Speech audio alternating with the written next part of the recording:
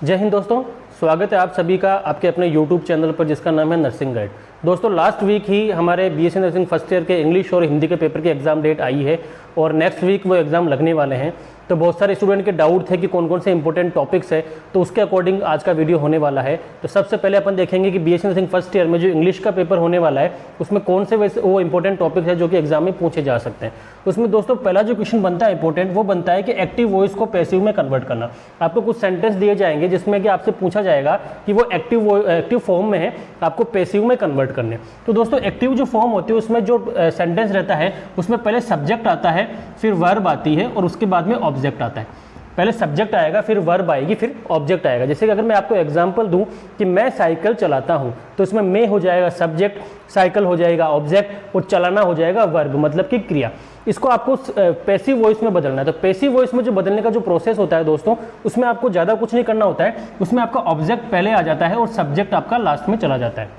मतलब जो आप जो काम कर रहे हो वो आपका जो सब्जेक्ट है वो लास्ट में चला जाएगा और ऑब्जेक्ट पहले आ जाएगा। जो उसको आप कैसे कन्वर्ट करोगे कि साइकिल चलाई जाती है मेरे द्वारा, तो मेरे द्वारा उसमें सबसे लास्ट में आ जाएगा, सब्जेक्ट लास्ट में आ गया और ऑब्जेक्ट उसमें जो कि साइकिल है वो पहले आ जाएगा। तो इस प्रकार से आपको कुछ सेंटेंस वहाँ पे दिएंगे जो कि एक्टिव वॉइस में है और आपको उनको पैसिव में कन्वर्ट करना है। तो पहला ये क्वेश्चन आपका इंपॉर्टेंट बन सकता है। इसके अलावा अगर अपन बात करें तो आपके पैसेज भी पूछा जा सकता है। पैसेज का मतलब होता है दोस्तों कि आपको एक बहुत बड़ा पैराग्राफ मिल जाएगा जो कि करीब 10 लाइन का हो या 15 लाइन का हो, और उस पैराग्राफ में कोई स्टोरी सुनाई जाएगी आपको या किसी टॉपिक के बारे में बात की जाएगी और उसके नीचे फिर आपसे उसी पैराग्राफ से संबंधित क्वेश्चंस पूछे जाएंगे।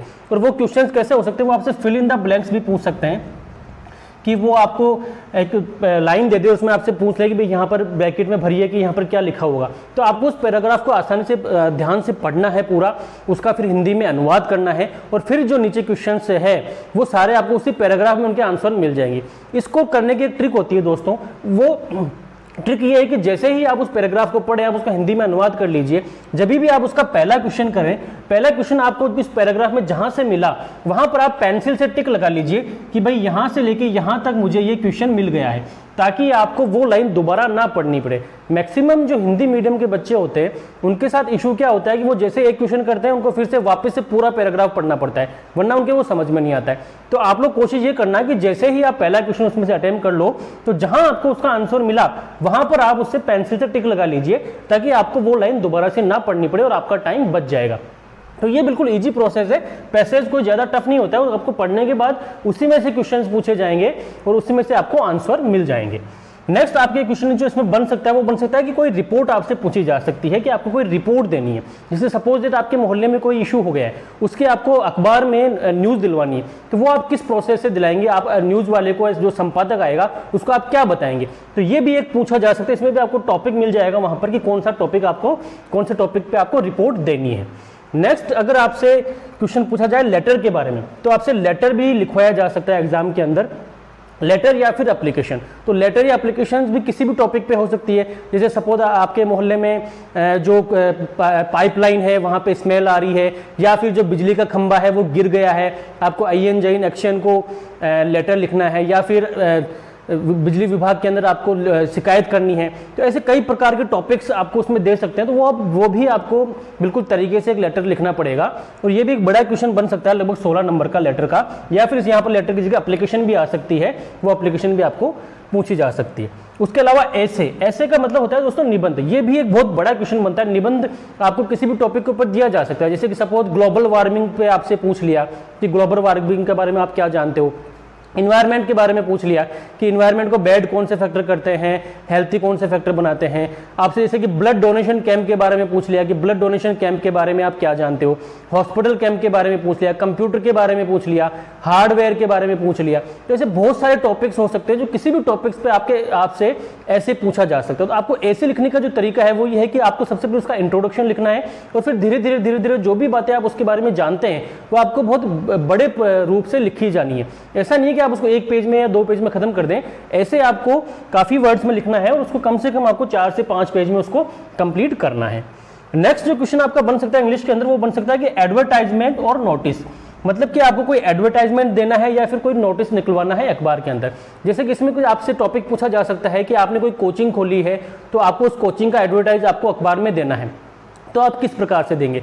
आपने कोई जिम खोली है, आपने कोई लाइब्रेरी खोली है और आपका उसको एडवर्टाइजमेंट देना है, तो वो एडवर्टाइजमेंट आप किस प्रकार से देंगे कि हमारे यहाँ पर क्या क्या होता है, कैसी बिल्डिंग है, कैसा वातावरण है, कौन कौन सा स्टाफ है, क्या लोकेशन है, कितनी फीस है। तो ये सारी चीज़ें आप उस एडवर्टाइज में लिखेंगे और वो पूरा का पूरा एडवर्टाइज आप उस कॉपी में बनाएंगे ताकि वो आप बता सके कि ये एडवर्टाइज हम देने वाले हैं न्यूज़पेपर के अंदर। एक जो क्वेश्चन इसमें पूछा जाता है दोस्तों, वो पूछा जाता है करेक्ट द सेंटेंस। कोई सेंटेंस आपको कोई गलत सेंटेंस दे देंगे और उससे आपको पूछा जाएगा कि इसका आप सही कर दीजिए। जैसे कि उसमें ही शी बीच में लगा दिया या इज दैट का जो यूज किया जा रहा है वो गलत जगह किया जा रहा है, तो आपको उस सेंटेंस को बिल्कुल पढ़ के वापस से उसके जो वर्ड्स है उसको अरेंज करने। तो ये क्वेश्चन भी आपसे इंग्लिश के पेपर में पूछा जा सकता है। तो ये मोस्टली कुछ इंपॉर्टेंट टॉपिक्स मैंने इंग्लिश के आपको बताए हैं। अब हम बात करेंगे कि हिंदी में के पेपर में कौन कौन से इंपॉर्टेंट टॉपिक्स बन सकते हैं। दोस्तों अब हम बात करते हैं कि हिंदी का जो एग्ज़ाम है उसमें कौन कौन से इंपॉर्टेंट टॉपिक्स बन सकते हैं। उसमें दोस्तों आपसे व्याख्या पूछी जा सकती है। आपको कुछ 4 लाइन का पैराग्राफ दे दें, 8 लाइन का कोई पैराग्राफ दे दे और उसमें आपको बता देंगे इस पैराग्राफ का मतलब क्या होने वाला है। कुछ आपको हिंदी की कुछ विशेष पंक्तियां वहाँ पर मिल जाएगी और आपसे पूछा जाएगा कि आप इसकी पूरी व्याख्या कीजिए, इसके बारे में समझाइए कि ये लाइन क्या लिखी हुई है। तो वो एक इंपॉर्टेंट क्वेश्चन आपका बन सकता है व्याख्या से रिलेटेड। उसके अलावा निबंध और पत्र आपसे पूछा जा सकता है। निबंध जो कि ऐसे हमने इंग्लिश में भी डिस्कस किया था और यहाँ पर जो टॉपिक्स हो जाएंगे वो थोड़े अलग हो जाएंगे। जैसे कि आपको संयुक्त परिवार की विशेषताएं के बारे में पूछा जा सकता है, स्वच्छ भारत अभियान के बारे में पूछा जा सकता है कि स्वच्छ भारत अभियान में क्या होता है, पर्यावरण प्रदूषण के बारे में पूछा जा सकता है। और वो जो टॉपिक्स रहेंगे आपके वो भी आपको 5 to 6 पेजेस में कंप्लीट करने पड़ेंगे। उसके बाद आपके कुछ हिंदी परिभाषित शब्द पूछे जा सकते हैं कि आपको कुछ इंग्लिश में कुछ वर्ड दे देंगे, जैसे सेंसस दे दिया, रजिस्ट्रार दे दिया और कुछ वर्ड दे दिया और आपको बोला जाएगा कि आप उसको हिंदी में परिभाषित करें कि इनका हिंदी में मतलब क्या होने वाला है। तो उसका मतलब ये नहीं है कि आप उसका एक लाइन में उसकी डेफिनेशन लिख दें या एक लाइन में उसको परिभाषित कर दें। उसके बारे में आपको कुछ बताना है, आपको उसके बारे में बताना है कि ये इसका मतलब क्या होने वाला है। उसके अलावा आपसे शुद्ध रूप पूछे जा सकते हैं कि आपको कुछ अशुद्ध पंक्तियां दे दी जाए और फिर आपको बोलेंगे कि आप इनको शुद्ध कीजिए, जैसा कि आपको मैंने इंग्लिश में भी बताया था। उसके अलावा शब्द युग्म के अर्थ, आपको कुछ 2 शब्दों का जोड़ा दे दिया जाएगा और आपको बताना है कि दोनों शब्दों में डिफरेंस क्या है। जैसे कि मान लीजिए दे दिया अंक और अंग, तो आपको ये बताना कि अंक क्या होते हैं और अंग क्या होते हैं। तो इसी प्रकार से आपको कुछ भी शब्दों का जोड़ा दे सकते हैं और आपको उस जोड़े के बारे में बताना है, दोनों को अलग अलग डिस्क्राइब करना है कि किसका मतलब क्या होने वाला है। उसके अलावा आपको सुक्ति का पलवन, मतलब आपको कोई ऐसी लाइन दे सकते हैं, जैसे कि कोई आपको लाइन दे दी कि भाई मन के हारे हार है, मन के हारे जीत, तो आपको उसको पूरा एग्जाम्पल के साथ बताना है, आपको उदाहरण देके बताना है कि ये पंक्ति कहना क्या चाह रही है, तो वो पूरा आपको डिस्क्राइब करना पड़ेगा। तो ये कुछ इंपॉर्टेंट टॉपिक्स आपके हिंदी में पूछे जाते हैं। इसके बाहर कुछ ज़्यादा इंपॉर्टेंट नहीं आते हैं, कुछ समाज पूछ सकते हैं या छोटा मोटा कुछ क्वेश्चन और पूछ सकते हैं, बाकी ज़्यादा इसके बाहर क्वेश्चन नहीं जाएंगे। तो आप अगर ये क्वेश्चन आप तैयार कर लेंगे तो आपका हिंदी का पेपर भी अच्छा हो जाएगा। तो दोस्तों ये वीडियो था मेरा हिंदी और इंग्लिश में कौन से इंपॉर्टेंट टॉपिक है उससे रिलेटेड। अगर आपको वीडियो पसंद आया है तो लाइक शेयर सब्सक्राइब करें और सभी स्टूडेंट्स को आगे फॉरवर्ड करें। Thank you very much.